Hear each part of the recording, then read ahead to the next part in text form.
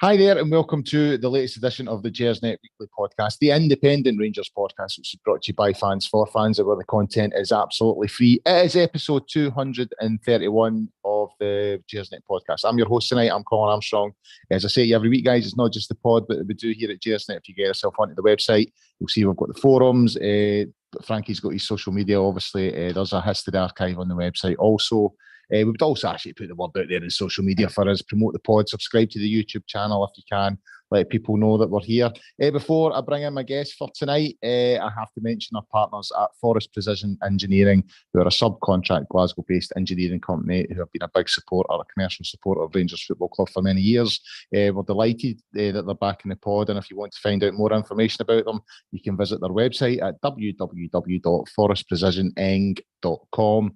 They also have the Forest Precision Executive Lounge, which is in the main stand. Apparently it's a really impressive space, a good day out if you fancy that.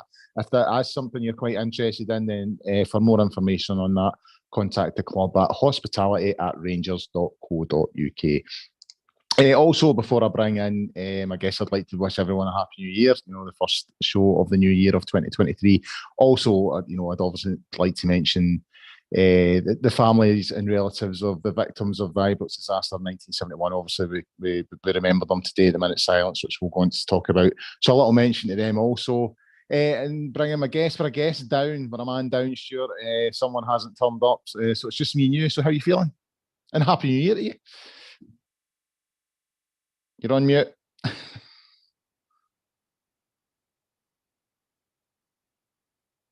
You're still on mute.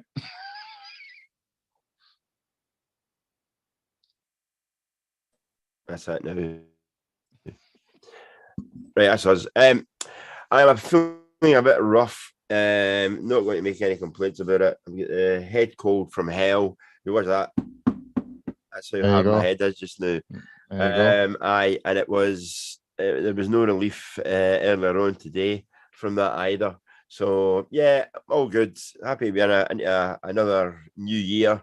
One of a great many I've seen, and hopefully this one will be a bit better for some people than the last year was. Yeah, it's my 50th year actually, Stuart. I'm going into my 50th year. You never mention it. You seldom mention that. I mean, it's almost like if I mention it often enough, I might get some kind of gift or present. No, I'm actually looking to get signed off. I think that's what it is. Oh, is it? Well, that can happen for a nominal fee. That's it. Semi-retirement. That's or full retirement. That would do me. So yeah. So obviously, big game today. Ibrox. We'll have a wee talk at that. We'll also have a wee look at the January window and what we think Rangers should be doing in the next few weeks. So before we talk about the game, 2 each draw, really disappointing the way the game ended. We'll come on and discuss all that. Before we talk about that, again, we need to talk about the minute silence again today. Celtic supporters, again, this has happened a number of times now, Stuart, incapable of keeping silent for a minute. It was really poor. Being in the ground, it was really poor. I mean, you could hear some of them laughing, and it's not nice. You know what I mean? Just not nice at all. And I was kind of wondering, given that it's not the first time, it's not been near the first time that they've done this. It seems to me that relations are getting worse, not just between the supporters, but between the two clubs also. I noted today, anytime Rangers do their Loving Cup ceremony, when it's not Celtic, the other directors are always involved. I noticed the tweet that went out from the club today said that it was just the Rangers directors. Obviously the Celtic directors didn't want anything to do with it. So I'm just wondering, is it maybe time to abandon the Nerd Day Rangers Celtic fixture and just put another fixture in there and avoid these embarrassing situations, because it's becoming every second year really now. It's only embarrassing if you actually understand what you're doing that makes it embarrassing, to be honest. I think there is an element of the Celtic support that are hell-bent on making as much of a racket and as much of a demonstration during this time as possible. I don't think it's anybody within the club's decision whether you have a New Year's game or not, other than Rangers basically digging their heels in and saying we will not be playing this because of X, Y, and Z, and therefore put the emphasis back onto the broadcasters. but it's not it's not a good place. I just, these people who make this, din, you do wonder if they've ever been in a position where they've ever lost to anybody in circumstances like that. Yeah. And to be honest, I think you're almost getting Rangers fans. I mean, I know a great many Celtic fans. I've sat beside them at the service that they've had at Ibrox, sitting there with their Celtic scarves on, but there to observe the fact and using the line there, but for the grace of God, it could literally have happened to anybody. But if it did happen to any of theirs, then you do realise that they'd be queuing up. The ambulance chasers would be running around trying to get their message out there that this is so unjust and it's always us sort of type thing. If anything does happen, well, it's always the innocent parties. You don't actually get at any of these people that do actually make the noise. But to be honest, I think if it's at Ibrox from now on, rather than even accommodating 800 fans, just ban them full stop. You don't have an issue then. And as for Rangers fans saying, well, we'd like to go to we'd like to go to Celtic Park and represent our club. As Graham Souness famously said, and I have quoted several times over, you show me somebody in the stand that scored a goal and I'll show you a world first. So, you should be big enough to go and tackle these games yourself with, none of your support if need be. And that would stymie any demonstrations or any, objections, stone dead there on the day. Also, I mean, I think we need to point out that, far too many on the Rangers side were keen to get involved in it as well. There was a bit of tit for tat going on at one point, but there's no doubt where it started. It started in that corner. It's happening time and time again. I just find it embarrassing. I really do. Yeah. I just find it really embarrassing. All you need to do is sit there and say nothing for 60 seconds. You don't even need to necessarily agree with what you're doing a minute silence for, but just stay silent. It's not really tit for tat. It's tit for tat because, seriously, if you feel the need to show your objections to what other people are doing, then you don't have a grasp of the situation either. No. And I do wonder. I've always wondered about elements of the Rangers support. It's dead easy to point the finger at other folk and say, "Oh, look at them," when you've actually got a kind of hardcore, as we've seen with various chants and songs that have been sung at away games in the last couple of weeks. So until such times as they can behave themselves, then you can take the moral high ground. But I just find it leaves a really nasty taste in the mouth that people, as you say, cannot stay silent for 60 seconds. 60 seconds, yeah, I know. Anyway, right, moving on to the game, Stuart. I mean, a really disappointing end to it. Celtic with a late equaliser.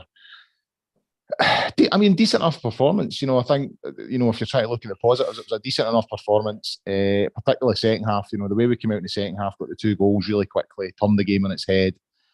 So it did feel, I don't want to say it felt like a defeat, it didn't, but, there's no doubt about it, the draw, and especially the way it was it came about.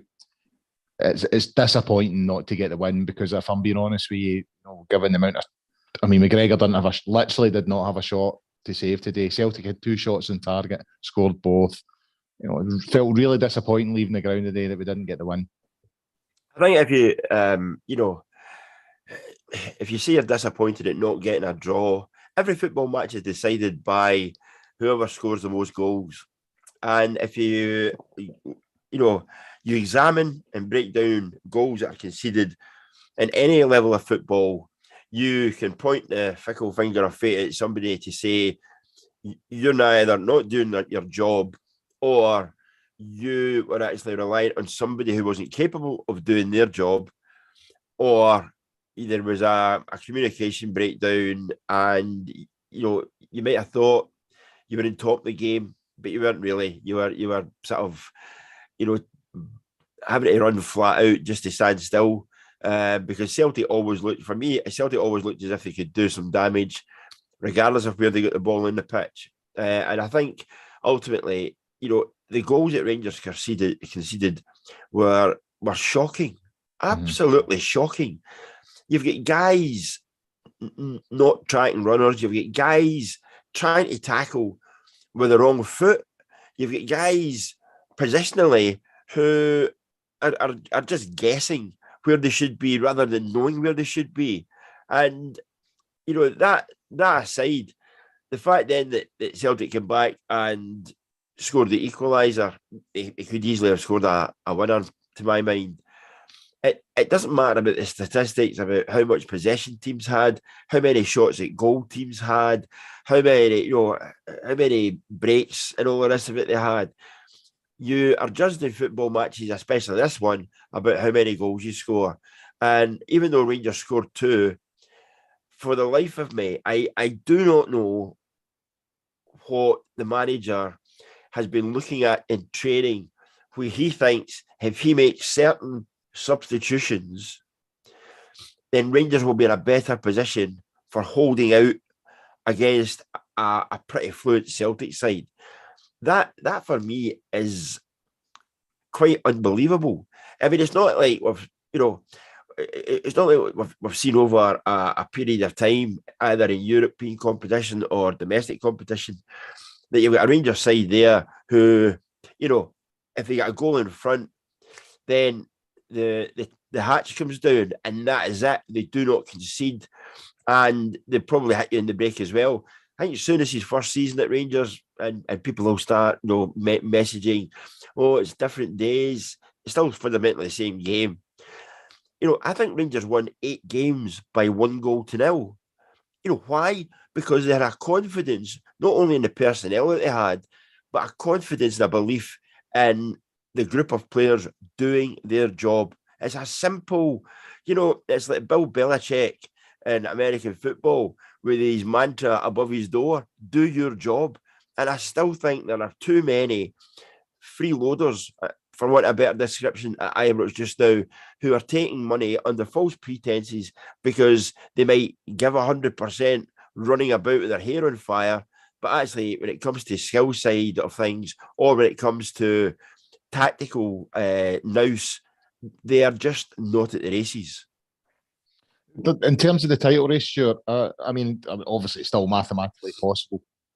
But I mean, I kind of felt going into this that what we were looking to do, in fact, essentially since Beale's been appointed, this has been the sort of mantra that I've been saying, win every game, get them here on the 2nd of January, see where we end up. If we get a win, that gets it down to 6 points. Do some decent business in January, get a couple of players in, and then, 6 points is not insurmountable. I always felt if they didn't get the win today, then it's a big ask. 9 points a difference. Obviously, the goal difference kicks in as well. So essentially, it's a 10-point gap. Yeah. Over what's left? 18 games. Nothing. You're looking for Celtic to really collapse now, aren't you? I said on Talk Sport during the course of the week that Celtic turned up at Ibrox, and any one of 3 results or scenarios, they'd have been okay with it. If they'd lost that game, they would have shrugged their shoulders and said, these things happen. If they'd won the game, they'd have been delighted. In fact, they looked pretty delighted even just getting the draw, which tells you how much it meant to them as well. But for me, that was a game that Rangers had to win. And, when you start putting a sort of, examining the breakdown of that game, the biggest thing is, one, it's a game against their biggest rivals that you don't actually get a result in, and 2, it's a home fixture against their biggest rivals you don't get a result in. Mm-hmm. Rangers fans appearing on social media saying, I'd have taken that at the start of play. What game or what form of football is it you watch? There was nothing in that game that would have suggested that a draw would have suited Rangers. Celtic were jubilant at the end of the game. Why? Job done. And in that game, if Rangers had held on for 2-1, yeah, you could probably have picked faults in the overall performance. But it still would have been a win, and it really doesn't matter in these kind of games how you manufacture the win, as long as you come away with 3 points. And Rangers fell short yet again. In terms of I was having a look at some of the stats, Stuart. And again, going into the game, what worried me was the Rangers midfield against their midfield. I thought that's where they're a bit stronger than us, and where the game could be sort of won and lost. The Rangers had 40% possession today at Ibrox, which I think that would probably come more for the first half, because even although Celtic, outside the two goals, they didn't force Alan McGregor to make any saves, they dominated the ball for long periods in that first half. But when it came to shots on target, Rangers had 15, Celtic had 8. Shots on shots. Rangers had 15, Celtic on target. Rangers had 5, Celtic had 2. The 2 goals that they scored. Looking at that, it seems to me that the Rangers did sort of struggle in the middle of the park. Celtic did dominate the ball, but we created the better chances. We had the better chances, didn't take them. Celtic had 2 chances, took both of them. Again, that just adds to that sense of frustration. You know what I mean? That they've dominated the ball, and especially in the first half, they've done it really successfully and really well. For me, it suggests we were still able to get in behind them. We were still able to create chances and didn't take them. For me, it suggests that in the forward third, amongst the strikers and the more creative players, the Rangers players were putting a shift in and actually causing Celtic difficulties. In the middle of the park, I think this goes back to something we'll maybe touch upon later, the whole recruitment side of things. You can only play so many 30-somethings in the middle of the park and hope that every time you wind them up or change the batteries in them, you're going to get a performance out of them. There's only so many times you can put players in an unnatural position for them and hope you get a turn out of them. They're battering square pegs into round holes for the sole purpose of justifying some of the signings that have been made. That Rangers team is really a bits and pieces side. It's made up of guys that you have a percentage whose best years are behind them, but they're still doing you a turn. You got another batch of them who are turning up and picking up the wages every week and not giving anything like the service they should be given. And then you've got another bunch where you really should be trying to find out who made their DVD pitch when Rangers saw them or signed them, because find out who made that DVD, get one made yourself and get them away, get them out the door, because ultimately there are players in there. And this is not knocking. I know how difficult it is to be a professional footballer, but you really have to have a bit of gumption about you. You really have to have a bit of nous about you in terms of not just being programmed to do what the job entails, but also to read the situation yourself. And I think there are too many looking at each other, and then worse still, looking at others who are not doing a job and thinking that they're the leaders on the pitch. I mean, really, you are struggling to point to somebody today. I think it says everything. Was it Sakala that got the man of the match? Sakala got the man of the match, yeah. Which I thought he deserved, to be fair. He did deserve it. But under normal circumstances, would Sakala win a man of the match against Celtic? I very much doubt it. I think under normal circumstances, if we'd never had the injuries that we had, there's every chance Sakala wouldn't have been starting the game. Correct. And I think, listen, all teams, all clubs, all players have injuries over the course of a season, a year. Even their contract at a certain club, it's par for the course. It comes with the territory. However, you do wonder what the Rangers sick note, queue must be like of a day or of a weekend training How are you? Oh, I think I've got a. I think I'll have done a hamstring by this time next Tuesday. Oh, really? That's what it's becoming. It's becoming like guys who are permanently unfit, and whilst they might like picking up the rather inflated salaries that they're getting at Rangers, and some of the figures that were bandied about this week about what guys are on is obscene, absolutely obscene. Then I think there has to be a sort of recognition that there are players being overly paid for not delivering what they should be delivering. In terms of the opener, Celtic's first goal, so it was like 5 minutes in or whatever. I thought Rangers started the first few minutes pretty well. Kent had the shot early doors. It seemed to be the team that was on it. But the opener, Celtic's goal, to me, it just sort of summed up Rangers' season. You know what I mean? Just the daft nature of it. So Lundstrom doesn't really cover himself in glory. He gives the ball away needlessly, kind of tackles to get it back. It bounces to Morelos. Morelos tries a daft pass across the front of the defence. That gets read. Tavernier's attempt to tackle was, by the time it gets to, by the time Maeda's past Tavernier, you're thinking, that's 3 blunders already, right? I feel a wee bit for Goldson, I must admit. I've heard people having a go at Goldson. I think Goldson's in two minds because I think he knows if he attempts to tackle and doesn't, tackle successfully, he's looking at a red card. So I think that's why he maybe was in two minds as to what to do. But definitely 3 individual errors leading to a goal. In a game where I think Celtic, based on the team that they put out today, we're thinking, stay in it for an hour, bring on your Jotas, what's the other boy's name? The Greek boy, can't mind. Anyway, 3 or 4 of their bigger players were on the bench today. Yeah. And I'm not saying Celtic were saying that we're going to hang in there for an hour, but I think their game plan was keep it tight, keep it a draw. And this is what Ange does after an hour. He freshens everything up. He makes multiple subs after an hour, after 65 minutes, gets fresh legs on there.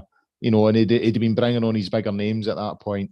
So I'm thinking, if that's a game plan, if we then hand them a goal after 5 minutes in the nature that we did, you can't ask for a worse start. Bringing on your bigger names because that will probably win you the game because you've softened Rangers up and taken their best shots. It's almost like rope-a-dope tactics. Let's see what you've actually got, and then we'll just knock you out later on. Didn't it work that way? In some respects,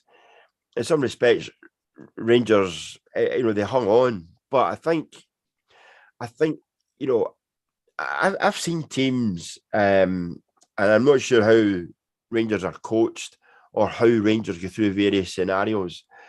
But I've seen teams doing like walkthroughs. So if the ball is here, you and you and you need to be there, either pressing the ball or covering the channels. Defensively, your back line, you don't have to move. You don't have to go forward. You don't have to make any kind of challenges because you have to wait in the ball coming in your direction before you're actually involved in the play. Whereas if you watch the game again, for me, there's a complete and utter breakdown, a complete and utter lack of confidence amongst certain elements of the Rangers team who don't have any confidence in X, Y, and Z doing a very specific job and a very simple job. So they then drag themselves out of position because they don't think somebody's going to be able to handle the situation. And ultimately, Celtic then get an overload in a certain position. And if you look at Celtic's first goal, guys not doing their job. That's how Celtic scored their first goal. It's maybe even how they came about scoring the equaliser as well. I'm not saying perplexed. I am utterly confused and pretty bereft of any kind of idea as what Rangers are trying to do in certain situations or scenarios. Because again, he's a holding midfield player. I know. You look at other teams, holding midfield players, you could throw a net over the two of them in terms of where they go and what they do. That doesn't happen with Rangers. He's out there oh, he's out there, he's out in the other wing because he thinks he sees an opening to actually play forward. No, there's guys in front of you to do that. And I think Rangers, time and time again, leave themselves open in that kind of situation. And again, some of the players that you're actually, would be looking to inspire you today just looked rank average. I mean, after Celtic take the lead, as we said earlier on, I felt they sort of dominated that middle of the park. They pressed us pretty well. At one stage, it felt to me like they had an extra man. Their movement off the ball was sort of far better than what we're capable of. Having said that, we still created a load of chances. I would argue we created the better chances. Morelos had two really, really bad ones for the corners. The first one, I could maybe let him off with. He never just quite got above it, but the second one looked for where I was in the Govan anyway. That looked a clear-cut chance that he should be scoring. So it's again that frustrating feeling that even although they were kind of bossing that middle part of the field, weren't really creating anything, and we were a little bit disjointed, but still creating chances. But again, not scoring them. That just getting really, really good chances and not scoring them. There's a bit of me, I have to say, that actually, looking at the bigger picture of what happened over the last year, Beale has started well, in terms of the results he's got, especially some of the away results. And today wasn't the worst performance. There were failings, but it wasn't the worst performance.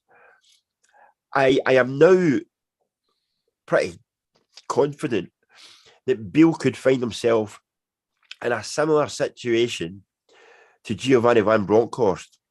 Okay, Van Bronckhorst's football at times was utterly boring, but equally, you could still see that there are players there and making mistakes and errors.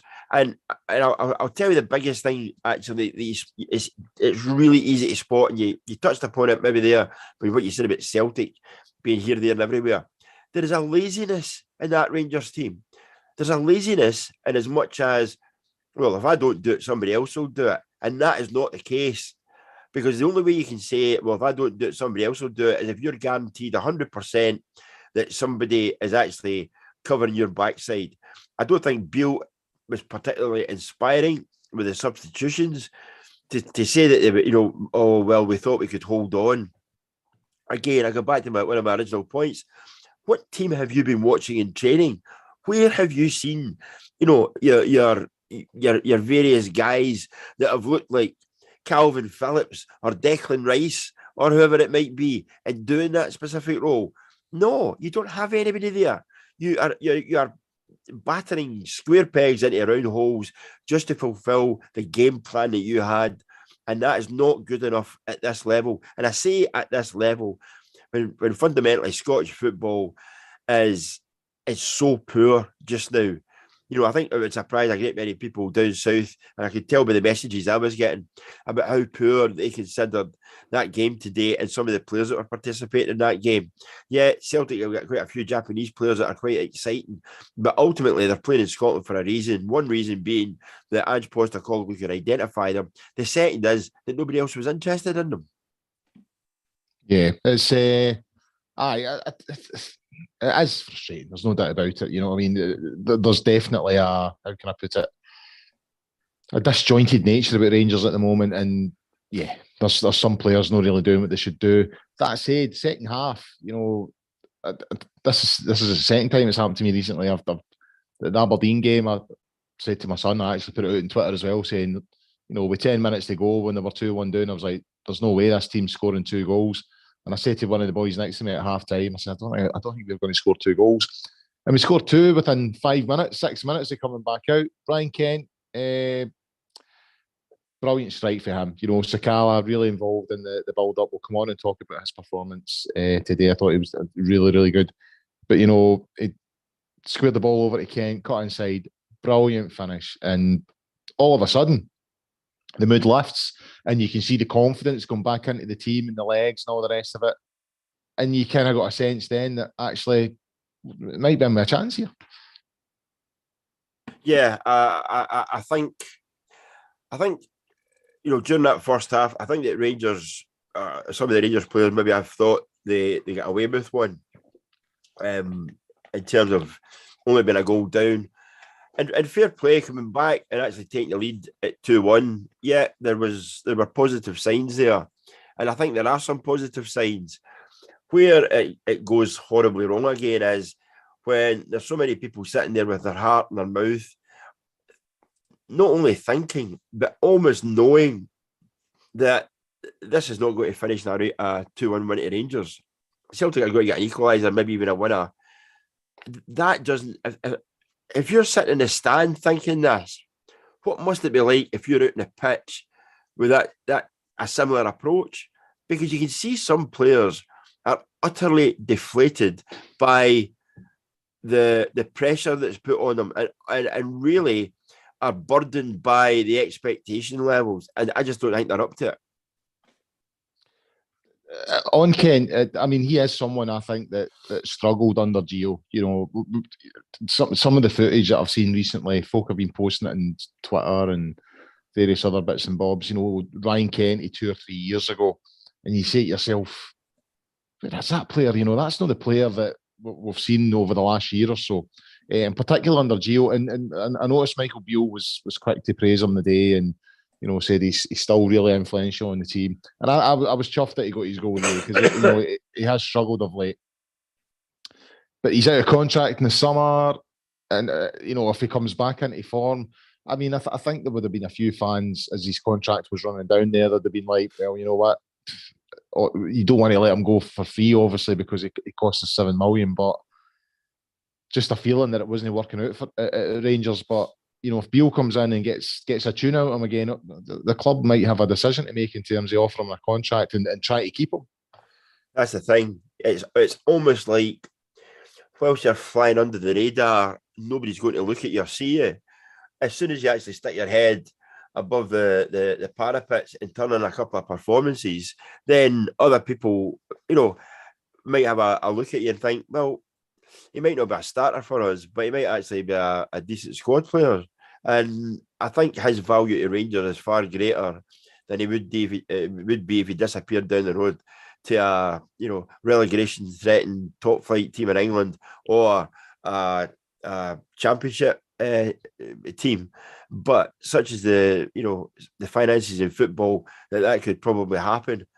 I think all in all, he was a guy who could perform. I think that's the frustration. But as I've said more than once, the fact he's a winger by their very nature, that's the kind of performances you get out of them.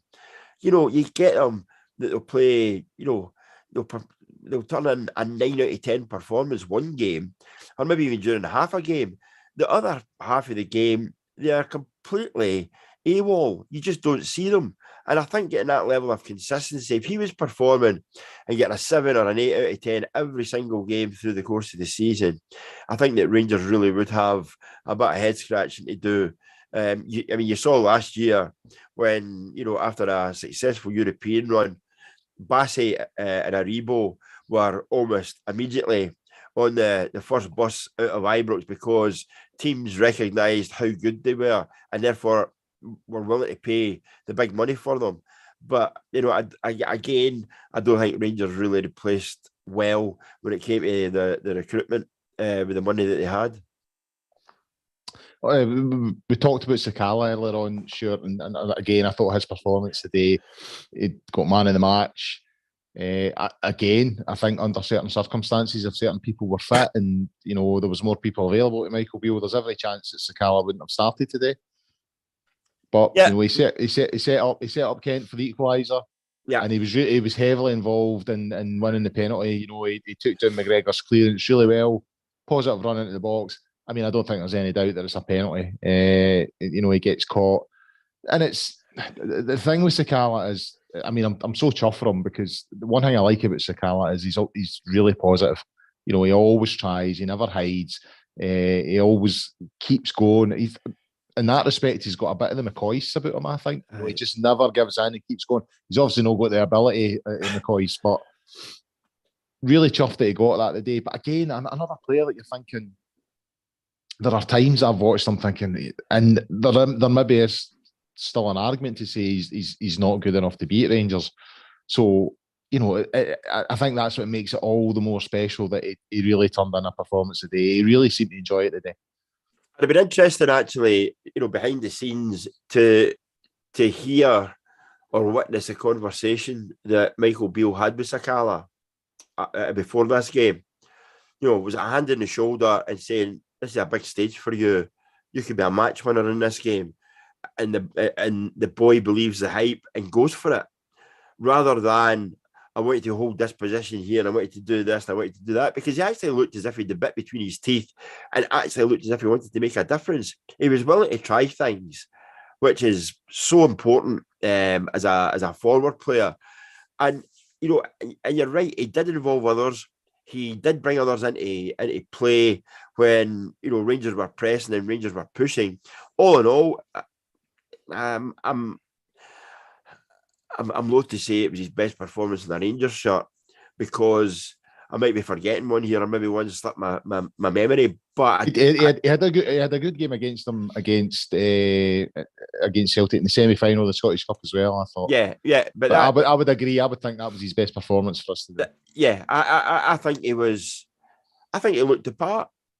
And the frustrating part of that is, Colin, that you have Sakala, who for a great many Rangers fans is a bit of a bit part player, suddenly setting an example for other senior professionals and well-paid senior professionals to take their lead from him.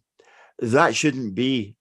And I do wonder the psychology in that Rangers team, where you've got a guy who is playing, starting maybe one out of every 2 or 3 games, coming off the bench, being used, at different times for doing specific roles, and suddenly he's a guy that looks to be your match winner. I think that for me is something that you have to look at and have to ask the question about the rest of them, saying, how come he could manage it and you couldn't?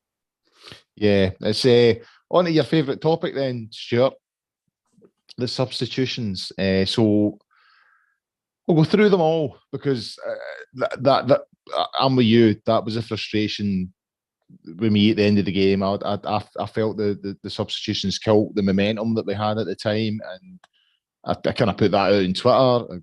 Some people agreed with me. Some people gave me a bit of stick, and I'm not being critical of Michael Beale. I have to be key on that. I have to be sort of clear that that's not the point. I think you can just be objective and make observations, and I felt on this occasion he might have got these wrong. So on the 71st minute, he replaced Lundstrom with Ryan Jack. Lundstrom was obviously injured though, so that was fair enough. That substitution I've not got an issue with. But Wright came on for Morelos in 80 minutes. That one, even at the time, puzzled me, because as much as Morelos, he missed those couple of headers in the first half, I don't think he played particularly well in the second half. But I think he had a really strong first half. I think he was getting us up the park, holding off defenders, doing what he does, laying things off, bringing others into play, keeping the ball up at that end of the park. Right for him, I felt it was a strange one. Tillman was done. Tillman went off at 85 minutes, which is fine. That's fair enough. It was obvious that his legs were gone. He needed off. But Sands coming on from, I just think that sent the message out that we're not going to try for any more goals. Essentially, we're settling for 2-1. And given the substitutions that Celtic had put on, it was obvious they were going for it. I just felt that I felt we were in control up until the Morelos substitution on the 80th minute, and then the Sands one on the 85th just made it worse. And as I said, I don't want to be overly critical of Michael Beale. He's new in the job. Every manager, no matter how experienced they are, get things wrong. But I think those 2 substitutions could have been the turning point in the game. Let me ask you a question. First of all, you make 3 substitutions in the last 20 minutes of a game. Why are you making individual substitutions when really you could have made it a block booking and said, you off, and giving Celtic a headache of trying to wonder or trying to think how you are now going to approach the game in the next 5 minutes. I really don't. I don't get that. Football, as it's designed just now, allows, multiple substitutions, and for him to believe, okay, Lundstram was injured, I get that, but for him to believe then, with 10 minutes to go, that his next two inspired substitutions would be to take Morelos off and put Wright on, and then to take Tillman off, who I was sorely disappointed in his overall performance today, and put Sands on. That almost gives you as many questions as it does answers. I'm always likened to anything to do with keeping players on the pitch. If you go way back, and this is one for the kids, but if you go way back and look at the England cricket team in 1933 in the Bodyline series in Australia, Harold Larwood literally could not walk. He had blisters the size of coconuts in his feet. And the captain, D.R. Jardine, said, you feel down there. And he went, but Skip, I need to come off. He went, no, stay where you are. Psychologically, you're more valuable to me with them wondering when you're coming back on than you are get into the pavilion. And I honestly think when that happened with Morelos, I think Rangers, two things. I think Celtic maybe breathed a sigh of relief. And also, I think Rangers were lacking an out ball then when the pressure was on. Because Morelos is going to end up fighting with somebody or falling over or winning you a free kick. That element had gone. So I am not convinced that Michael Beale's playbook is all-encompassing and has all the answers to everything. But equally, I think there are one or two questions in there that even he doesn't have answers to. I genuinely thought with Roofe being on the bench, he might have made an impact at some point. I thought he might have come on at some point today. Yeah, but the thing with that is, Colin, you're then wondering if Rangers are just putting guys on the bench, even though they're only maybe half fit, just so it looks as if they've got a whole complement of footballers to pick from. If there's guys on the bench there that are not fit and healthy, and you might need to call upon them, why the hell are they on the bench in the first place? Does that lead us on to the next question, though? In terms of, we are questioning Michael Beale in terms of these substitutions, which is fair enough. But also, is there maybe a deeper issue at play here? Because I think when Celtic made substitutions, it didn't dilute the quality that they had on the field, whereas ours did. So this comes on to the sort of the recruitment and the squad and all that kind of thing. Yeah. Okay, you can argue that Michael Beale made the wrong choices with who he had available, and that's fair enough. I get that, but also, is there a bigger issue to play here when he turns in and looks at that bench? Does he think, I don't really have many options here at all? Yeah, I think that is something that played out in Gio's final months, and I don't think it's been rectified, but simply because there hasn't been a transfer window. If you look at the thing I always found strange with Van Bronckhorst was that here's a Dutchman steeped in the Eredivisie and probably a knowledge second to none of the personnel that's playing in that league. And he never signed a Dutchman. He never signed a Dutchman. Yes, I know. Now that for me is utterly baffling. Now, is Michael Beale suddenly going with a list of players and saying, here, I've done a wee bit of scouting when I was at Queen's Park Rangers. I know who's out there. I know who's available. Here's the list. Go and do your job. Because other than a handful of players, and I mean an absolute handful of players, Ross Wilson hasn't exactly set the heather in fire, even with people giving him a couple of gallon of petrol and a couple of firelighters. He just hasn't done it. I mean, 39 players signed either on loan deals or permanent signings, and you're still looking at a Rangers team lining up almost akin to one that played 3 years ago. That for me cannot be right. I know there'll be folk out there saying, "Well, that isn't," you're not comparing like with like here. Okay, let me compare like with like. Look across the city at the personnel that Celtic have brought in, and look at the game changers that they have managed to bring in. Why? Because they've listened to their manager, because the manager has got experience at a certain level and knows where this talent is. And that, for me, is the biggest discrepancy between where Rangers find themselves and where Celtic find themselves. Celtic have got a manager who does actually have global experience. It might all go horribly wrong for him, as it did in the Champions League, a couple of months back. But domestically, he has got game changers, and biggest of all, he has got game winners in his ranks. And I don't see Rangers. If you brought Cholak on, would he get you a goal? He might, but who do you take off to accommodate him? I think the substitutions were not giving Rangers more options to win the game. I think it was basically pull the lid down, put the hats down in this, and see if we can hang on. And that is not, you're not playing the game from a position of strength. You're playing the game then from a position of weakness, because you believe the other team are getting the better of you, and you have nothing in your ranks or nothing in your playbook to actually change it. Well, that whole evolution of the squad thing, that is the case. When Rangers beat Celtic, that 2019, December 2019, beat them 2-1 at Celtic Park. Kent scored, Katic scored. Now, the team that day was McGregor.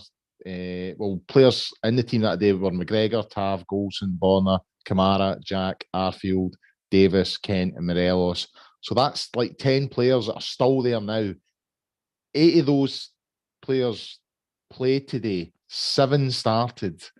And again, that to me, that's damning. That's I think that's why we find ourselves where we are. Okay, we've been successful on a couple of things when it comes to transfers, especially in the summer there with the money that we got for Aribo and Bassey.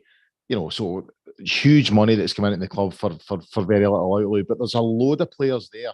And Ryan Kent's probably one of them. We're talking about Ryan Kent, but we'll get him another contract. Ryan Kent's probably one of them. Morelos is definitely one of them. Kamara is another one. Ones that were brought in for relatively small money apart from Kent. That I think the plan was to develop them, get them to a certain level, and sell them on. And we haven't done that. They're still there now. There just isn't that sort of constant cycle of players coming in, doing what they need to do, improving, getting better. We sell them on for a profit, and we start again. There's a glut of players there that have come in at a certain time and just stayed there. Yeah. There literally has been no improvement in what they've either offered the squad or the team, and literally no improvement in their development as players. The hardest thing to do in any sport is to talent spot. I've seen it across the board in just about every sport, be it rugby, boxing, snooker, tennis, you name it. It is not an exact science, because all of a sudden somebody develops physically in a different way and looks a completely different prospect as to what they did when it was just a wee skinny boy running about the park. Fundamentally, however, in football, people have a skill set and a skill level that you should be able to identify. And I do think there's several Rangers players might have been signed with that in mind, but have never kicked on. And you then, as you say rightly, you then end up with a hub of players that you do not know what to do with. It's like you cannot suddenly turn somebody who's a centre half into a left-sided attacking midfield player because you didn't sign him as a left-sided attacking midfield player. You know, I think that there's folk out there who will say, well, there are players out there. You look at Joe Linton and what he did at Newcastle. Yeah, the guy reinvented himself, but the guy had talent beyond belief to start with. That doesn't happen if you're running at 100 miles an hour just to stand still. Does not happen, and I think that's one of the failings in terms of recruitment and in terms of where Rangers are just now. That they've never actually managed to cure that situation. And again, Ross Wilson was supposedly doing a fantastic job right at the outset, and you might say, yeah, he did because he signed this guy. But I go back to the point I was making there. Maintaining that level is really, really difficult. You look at Celtic under Neil Lennon and some of the players that they managed to sign and bring in from different places and then sold them for, big money. And then all of a sudden they signed half a dozen pups that they were stuck with and basically had to, almost sell them for body parts. And that is a situation where Rangers find themselves just now. Unless Rangers are not in a position to basically say, here's an envelope with some money in it. Go and find somebody, another club somewhere else because you're not cutting it here. But they're in such big contracts now. Is anybody actually going to say, for the benefit of my career, I'm going to go somewhere else? No. For the benefit of my career, I'm going to hang about in Glasgow for another 2 years, pick up the money, and I don't care if the fans fall out with me or not. We'll finish on the positives before we go into the January window stuff. So try and finish on some positive stuff, Stuart. So I mean, there is positives. I would say I would actually say there is. I don't want to be too negative. I mean, unlike the game in September, Rangers competed today, and they probably should have won. I would argue that they should have won today.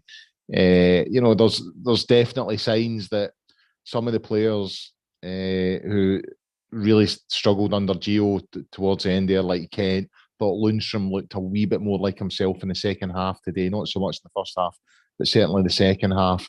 I mean, I think defensively, we looked okay, we looked sound. I think Davies and Goldson looks like a good centre-half pairing.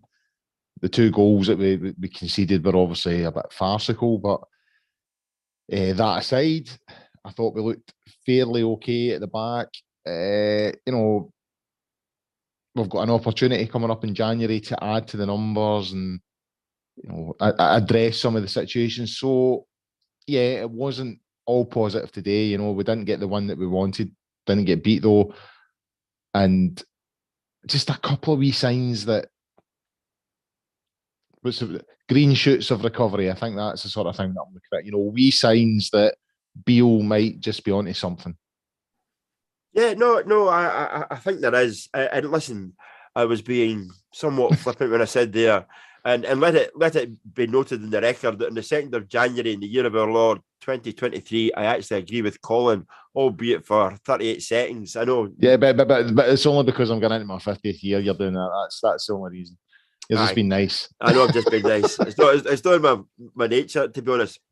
Yeah, where and this goes back over a number of games. This goes back to the Hibs game. Goes back to definitely the Aberdeen game when 6 months ago Rangers would have been dead, buried, and dropped points. Today, what you saw was Rangers going to go behind and then having the confidence and the aggression to go out and get themselves back in the game and take the lead. That was a real positive. And you can't just pull a veil over that and say, no, that all the negatives sort of basically negate anything that there wasn't positives. That is a positive. And going forward, Rangers didn't lose that game. Going forward, it's something that can be built upon. Where I sort of draw a line under this is that was still a game that you come away from Ibrox thinking Rangers should have won that game or Rangers should have got something from that. And the fact that they didn't, for me, means that there are questions that are still floating about behind the scenes, either at board level or at management level or at squad level. What is stopping that Rangers team from producing that kind of performance and then hanging on? You know, that bit of it for me, I find a bit confusing, because you do have players that can get you back into having a 2-1 lead. Where does it suddenly, where does it, you pull the plug on them, and all that nous that got them there suddenly dissipates, and they can no longer put together that kind of performance for the last 20 minutes.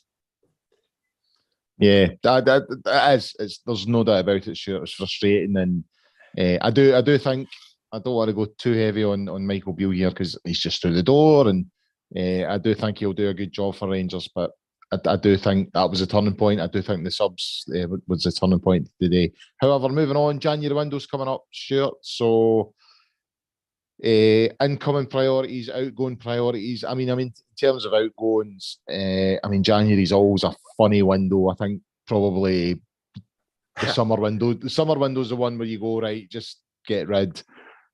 So we'll have a wee look at the outgoings, but incomings,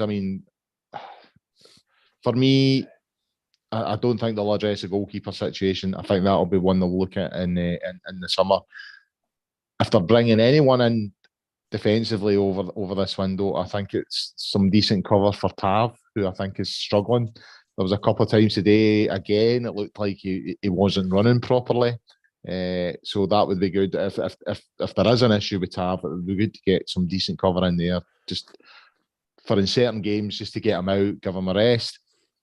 I think we need a couple of attacking midfielders. That's what I would go for, and maybe another striker. So what are you thinking? Well, that's about 17 players you've listed there. No, 4. I still think you're going to end up with Ibrox being visited by Hurry Brothers and the window boarded up so that nothing can come in or come out. I'm not entirely confident that Rangers have the wherewithal or the disposable cash to actually go and strengthen that squad just now without actually getting rid of a few players first. The goalkeeping situation, I'll be honest, if McCrory isn't going to feature as one of your first 2 goalkeepers, what is the boy doing there? That bit of me baffles me. I said, you go back and check the tapes and the recordings. I never saw McLaughlin as anything else other than number 2. To suddenly decide that he could be a number 1, and to think, Rangers 3 years ago could have had the Dinamo Zagreb goalkeeper for £3 million. Oh, imagine. But I think Tav. The reason I'm looking for cover for Tavernier is because the guy who was a natural successor is now at Everton. Yeah, you cannot sell and say, oh, look what a great job we've done in terms of the money we've brought in, and not spend a bit of that to. It's like Rangers. What Rangers are doing, and have done it time and time again. They did it with Bassey. They did it with Rebo. They've done it with Patterson. What Rangers have done is they've gone, look at what we've done. We've sold our car and got a top dollar for the car, and then no worked a way of how they're going to get to their work in the Monday morning. Yeah, they haven't replaced anywhere near like for like, and that again is something that is utterly baffling. Is the old thing, 1 in, 1 out, or maybe even 1 out, 2 in. There is no joined up thinking at Rangers just now when it comes to that kind of level of recruitment. Another striker. How many strikers do you need?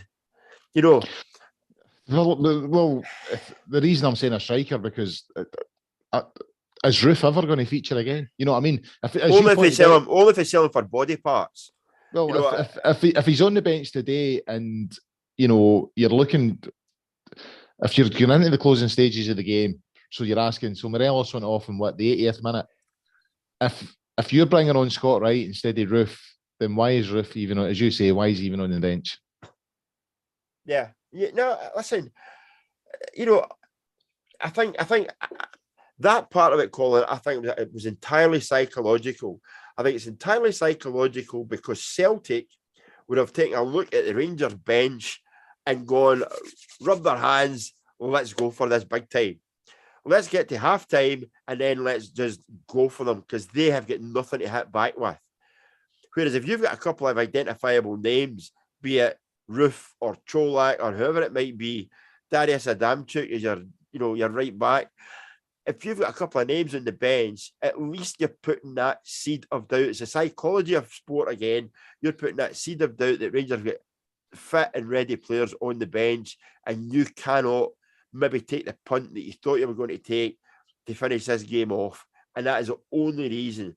And after, in the 80th minute when the substitution was made, I mean, I know I could see people where I was looking at each other and thinking and going, explain that one to us. It was a defeatist substitution and nothing else but that. And again, if he's the only fit one you've got in your bench, then you have got some real issues and real problems. Yeah, oh well, we'll see what January brings. I mean, we'll not go into the outgoings because it could be a long night. So, right. A big thanks to Stuart and a big thanks to Gary for.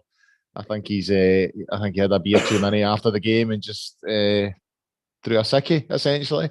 He was supposed to go on the night, but as I said, he didn't appear. So wherever you are, Gary, hope you're having a good night. So big thanks to Stuart. Great stuff from him as always. We were live tonight on what's the Christmas holiday? It's a Monday. Is it the Monday night? It's a Monday.